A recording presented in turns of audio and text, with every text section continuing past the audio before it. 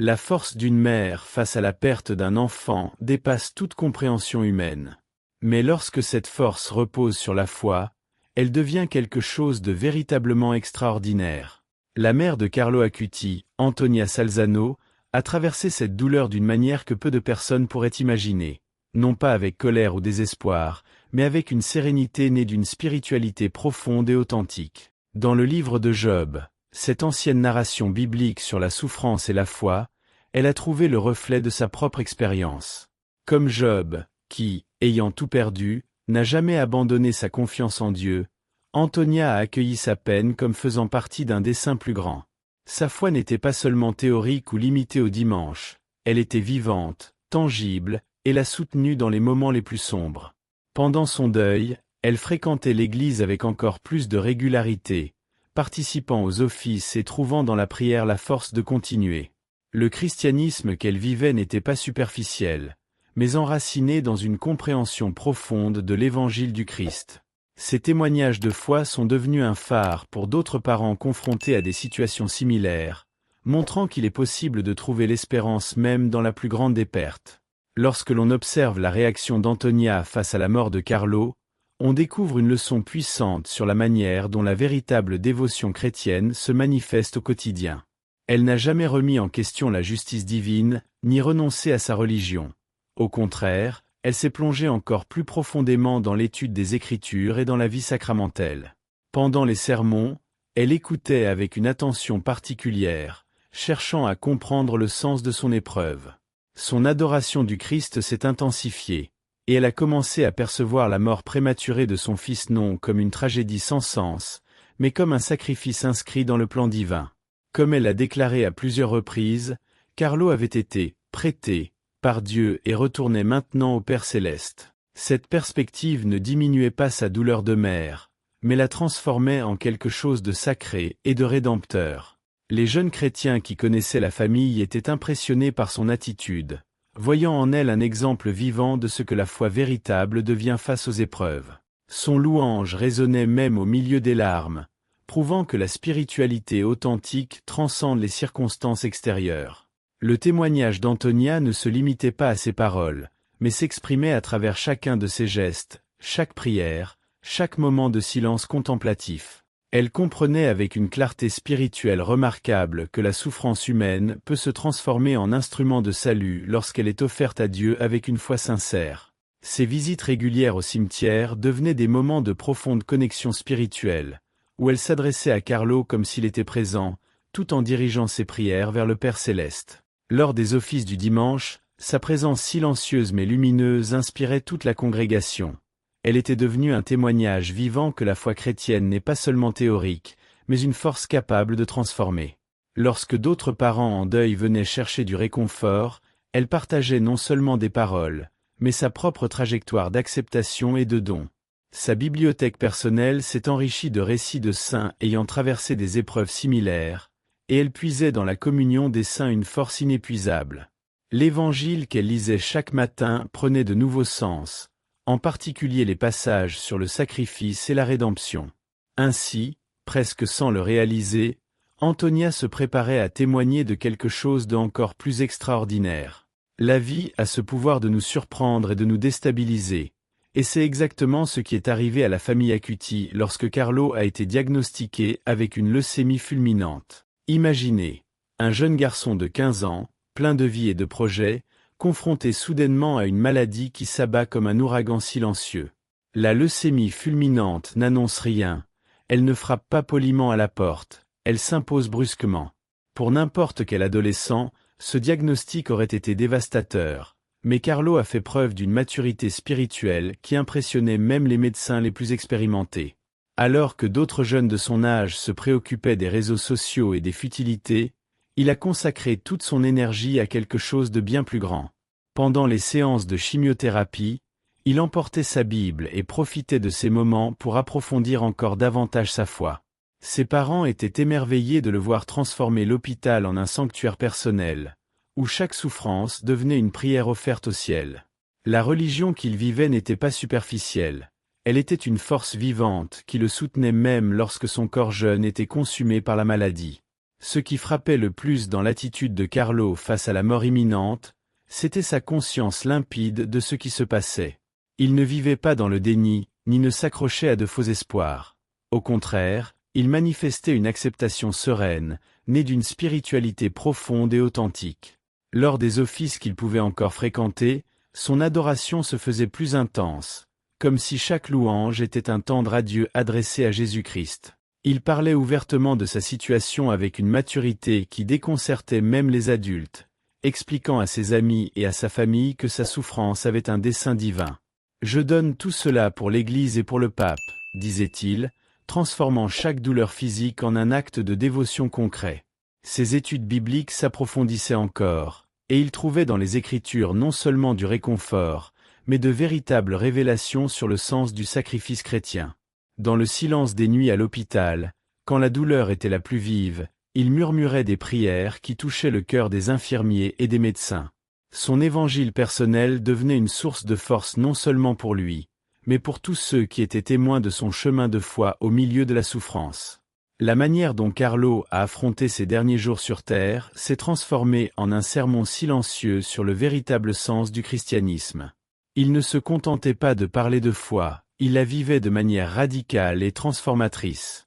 Lorsque d'autres jeunes de l'Église venaient lui rendre visite, il quittait la chambre avec une compréhension nouvelle de ce que signifie vraiment suivre le Christ. Carlo avait ce don unique de transformer chaque conversation en une petite leçon spirituelle, partageant des aperçus qui semblaient provenir de quelqu'un bien plus expérimenté dans le chemin de la foi. Il parlait naturellement de la vie éternelle, des saints qu'il admirait, et de la manière dont chaque moment de douleur pouvait se transformer en grâce pour autrui. Ses témoignages de foi pendant cette période sont devenus légendaires auprès de ceux qui le connaissaient. Il trouvait toujours des raisons de gratitude, même dans les jours les plus difficiles. La spiritualité qui émanait de lui était si intense qu'elle transformait l'atmosphère autour de lui, amenant même les plus sceptiques à remettre en question leurs propres croyances.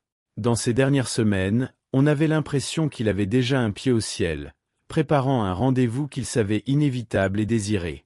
Sa mort, lorsqu'elle est survenue, n'était pas une défaite, mais une ascension spirituelle laissant une empreinte éternelle dans le cœur de tous ceux qui ont suivi son parcours.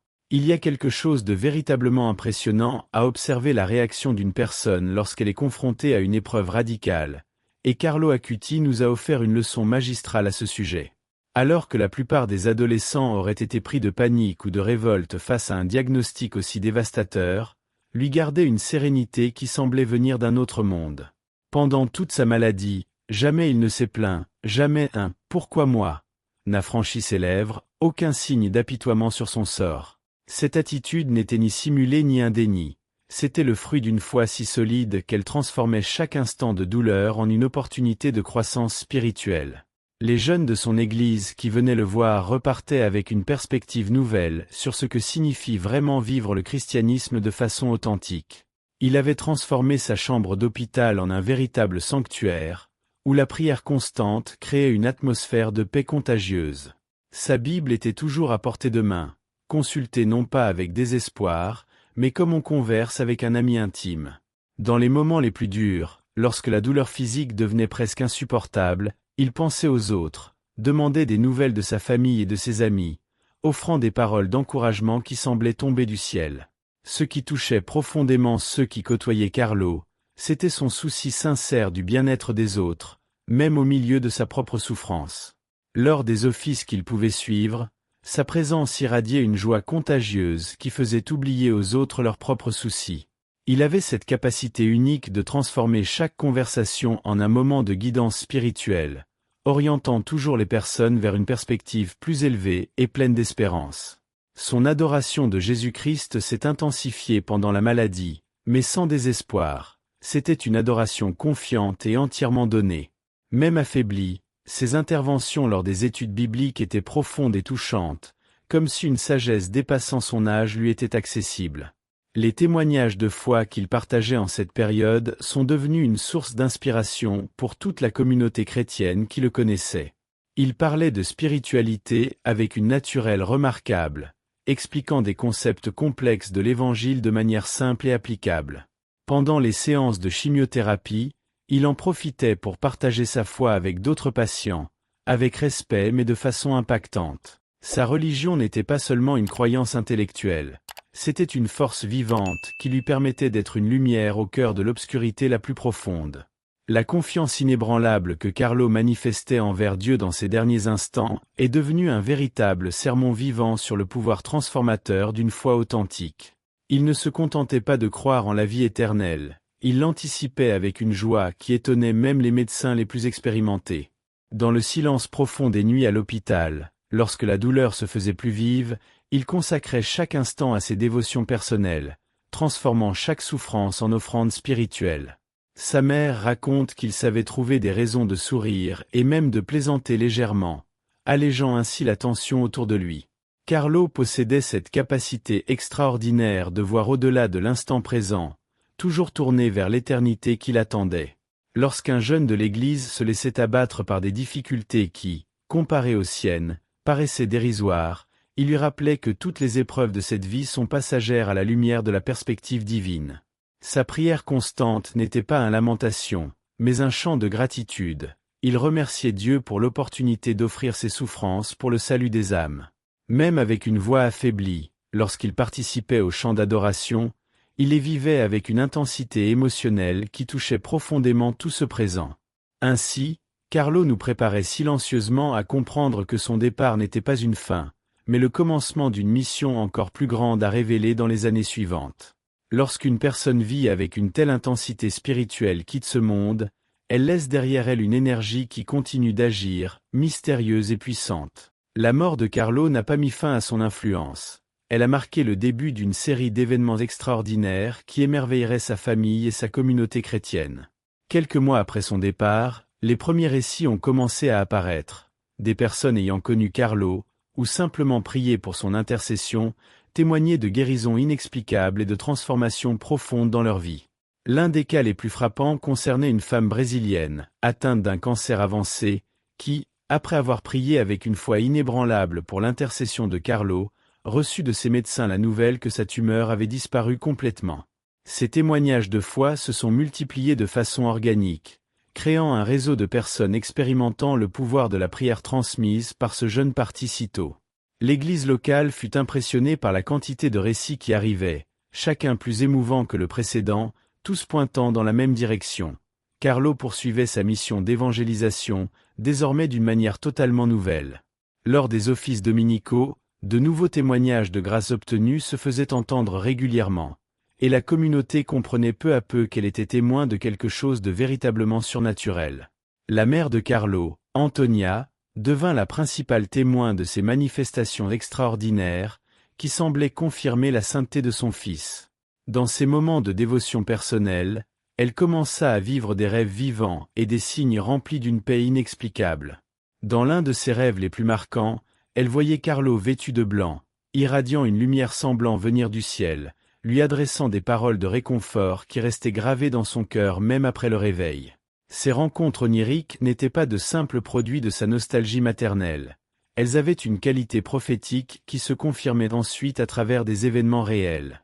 Lors de ses lectures bibliques, elle découvrait des passages qui semblaient parler directement de sa situation, comme si Dieu utilisait les Écritures pour communiquer des messages précis sur le destin éternel de Carlo. L'une des expériences les plus touchantes fut la révélation, reçue en rêve, que Carlo serait béatifié. Cela se produisit des années avant le lancement officiel du processus. Un autre signe extraordinaire survint avec une grossesse inattendue qui donna naissance à des jumeaux, chose que les médecins jugeaient impossible à son âge. Durant ses prières nocturnes, Antonia sentait la présence de Carlo si intensément qu'elle regardait autour d'elle, comme si elle pouvait le voir physiquement. Sa spiritualité s'approfondit encore au cours de cette période, et elle comprit peu à peu que Dieu préparait quelque chose de grandiose à travers la mémoire et l'intercession de son Fils. Les récits venus des quatre coins du monde commencèrent à attirer l'attention des autorités ecclésiastiques, impressionnées par la cohérence et le sérieux de ces témoignages. Des familles entières racontaient des transformations profondes dans leur vie, après avoir découvert l'histoire de Carlo, et commencé à demander son intercession dans leurs prières quotidiennes. Un couple, confronté depuis des années à l'infertilité, a eu un enfant après une neuvaine dédiée aux jeunes saints, et aujourd'hui, leurs enfants grandissent en entendant parler de cet adolescent qui aimait l'Eucharistie par-dessus tout. Lors des sermons du dimanche, les prêtres commencèrent à mentionner ces cas comme de véritables exemples du pouvoir d'une foi chrétienne authentique, et de nombreux jeunes furent inspirés à rechercher une vie plus sainte. L'adoration du Saint-Sacrement reprit un nouvel élan dans la communauté, surtout après que plusieurs personnes aient partagé des expériences mystiques profondes pendant ces moments de prière. L'évangile que Carlo aimait tant étudier prenait une nouvelle vie dans le cœur de ceux qui entendaient parler de ces miracles, et beaucoup témoignaient d'un renforcement extraordinaire de leur propre foi. Les cultes du jeudi, consacrés à l'adoration eucharistique, attirèrent désormais des foules cherchant non seulement des grâces personnelles, mais aussi une rencontre plus profonde avec le christianisme authentique que Carlo avait vécu. Pendant les chants de louanges, il n'était pas rare de voir des personnes émues jusqu'aux larmes, se souvenant de la vie exemplaire de ce jeune qui avait transformé sa souffrance en instrument de salut pour tant d'âmes. Ainsi, sans que personne ne puisse le prévoir, Carlo se préparait à une nouvelle étape de sa mission, une mission qui transcenderait toutes les frontières et toucherait des millions de cœurs à travers le monde.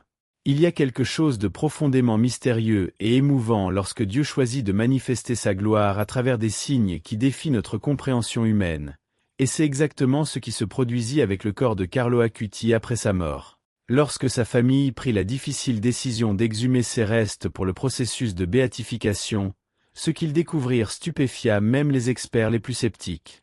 Le corps du jeune saint était pratiquement intact, préservé d'une manière que la science médicale ne pouvait totalement expliquer. Cette découverte n'était pas seulement un phénomène physique impressionnant, l'Église l'interpréta comme un puissant signe spirituel, particulièrement destiné aux jeunes chrétiens de notre époque. Lors des études bibliques qui suivirent, beaucoup se rappelèrent les passages expliquant comment Dieu préserve ceux qui lui sont fidèles, et le corps incorrompu de Carlo devint une sorte de sermon silencieux sur la vie éternelle. La nouvelle se répandit rapidement au sein des communautés chrétiennes dans le monde entier, et beaucoup y virent une confirmation divine que Carlo avait été véritablement choisi pour une mission spéciale. Sa mère, contemplant le corps préservé de son fils, ressentit un mélange d'émotions indescriptibles, douleur de la séparation physique, mais aussi une profonde joie en reconnaissant la main de Dieu agissant de manière si évidente. Lors des prières familiales, ce miracle devint une source constante de gratitude et d'adoration, renforçant encore davantage la foi de tous ceux qui avaient connu Carlo personnellement. L'impact de cette découverte dépassa les cercles religieux traditionnels et attira l'attention de personnes qui n'avaient jamais manifesté d'intérêt pour la spiritualité chrétienne. Des jeunes de tous âges commencèrent à interroger leur propre vie en découvrant l'histoire de cet adolescent dont le corps restait un témoignage tangible de sa sainteté. Lors des messes dominicales, les prêtres expliquaient que l'incorruptibilité, bien qu'elle ne soit pas une condition nécessaire à la sainteté, avait historiquement servi de signe pour attirer l'attention de l'humanité sur certaines personnes d'exception. L'Église catholique compte de nombreux cas similaires à travers l'histoire, mais trouver une telle préservation chez un jeune si proche de notre époque actuelle donnait une pertinence particulière pour les nouvelles générations. Les témoignages de foi apparus après cette révélation furent impressionnants. Beaucoup racontaient qu'en apprenant cette nouvelle, ils ressentirent un appel intérieur à mener une vie plus sainte et consacrée à l'Évangile du Christ. L'adoration eucharistique, passion de Carlo de son vivant, prit un nouvel élan, en particulier chez les adolescents qui s'identifiaient à son histoire. Lors des sessions de catéchèse, les jeunes posaient des questions profondes sur le sens de la vie et de la mort, inspirés par l'exemple de ce contemporain qui avait choisi un chemin si différent. Le dévouement personnel de nombreuses familles s'intensifia, et les parents commencèrent à utiliser l'histoire de Carlo comme exemple concret de la possibilité de vivre une foi authentique, même au milieu des tentations et des distractions du monde moderne. La préservation du corps de Carlo est devenue un appel silencieux mais puissant pour toute une génération à repenser ses priorités et ses valeurs fondamentales.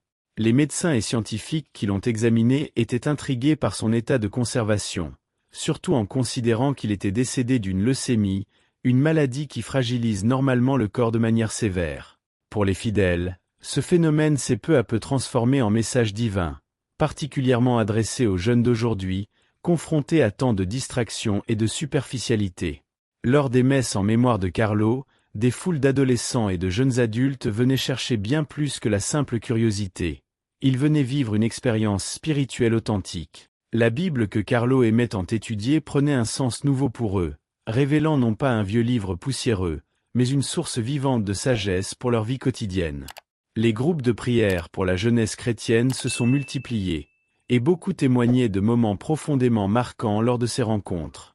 Cette spiritualité jeune, parfois en déclin, trouva en Carlo un modèle concret et accessible, montrant qu'il est possible de vivre une foi radicale tout en conservant joie et authenticité. Le christianisme qu'il professait n'était ni austère ni dépassé. Il était vibrant, actuel et profondément transformateur, un message que son corps préservé continuait de transmettre même après sa mort. Ainsi, par ce signe extraordinaire, Carlo poursuivait sa mission de rapprocher les jeunes de Jésus-Christ, désormais de manière encore plus impactante et durable. La vie de Carlo Acuti a été comme un livre ouvert sur ce que signifie vivre un christianisme radical et authentique, et ses messages continuent de résonner avec force dans le cœur de ceux qui cherchent une spiritualité sincère. L'une de ses phrases les plus marquantes, devenue un véritable mantra pour les jeunes chrétiens du monde entier, portait sur l'importance vitale de la confession régulière. Il disait que ce sacrement était comme « prendre un bain pour l'âme », lavant toutes les impuretés accumulées au quotidien.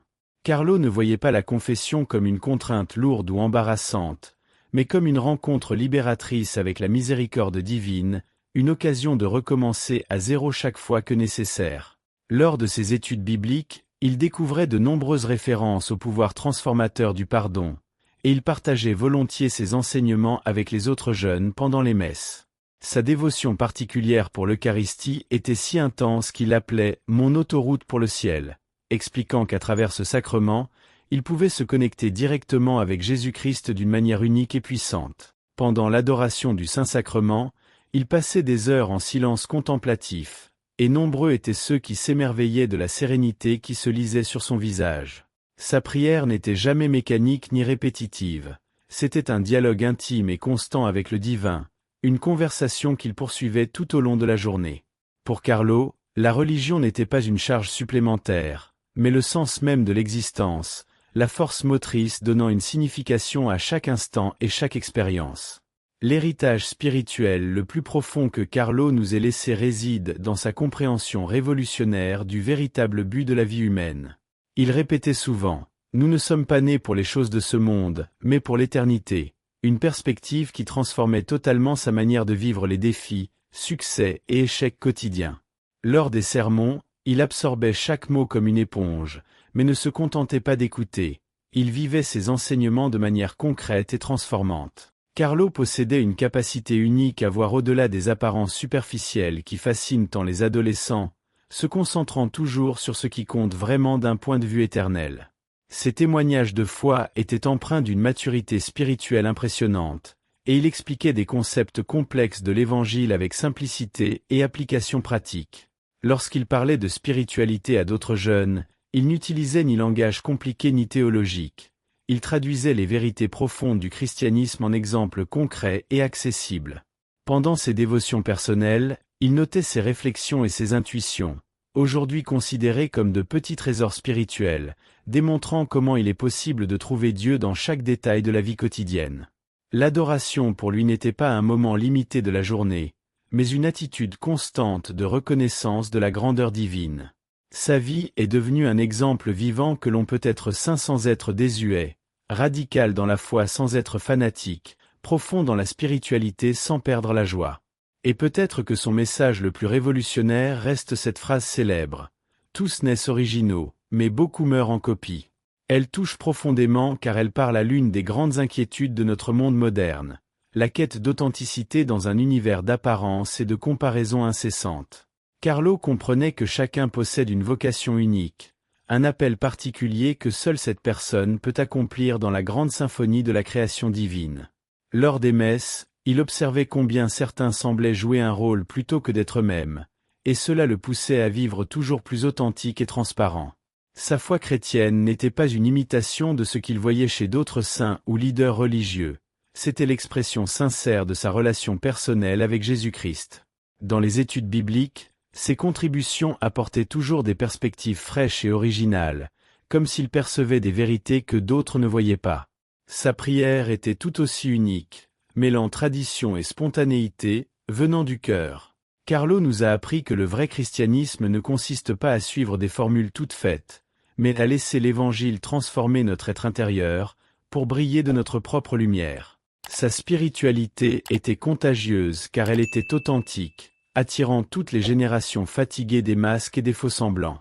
Ainsi, à travers son exemple et ses paroles, Carlo continue de nous inviter chacun à découvrir et vivre notre originalité divine, préparant le chemin pour mieux comprendre la mission unique qu'il a accomplie dans ce monde.